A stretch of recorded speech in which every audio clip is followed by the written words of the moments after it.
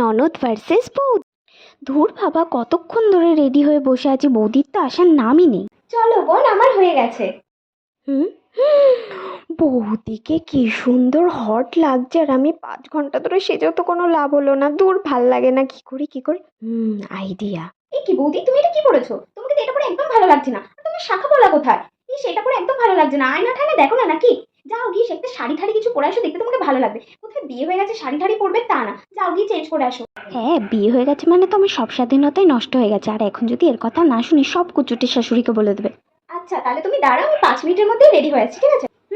যাও যাও যাও। আচ্ছা, রেডি হতে যাচ্ছি। হ্যাঁ হ্যাঁ হ্যাঁ, যাও যাও যাও। ধুর, কুচুটেটা আটকালেও না। আজকে আমার থেকে সুন্দর আর কাউকে লাগবে না। বোন, এবার ঠিক আছে তো? ও, চলে এসছো? চলো চলো পুরোই কাজের মাসি লাগছে। চলো তাহলে।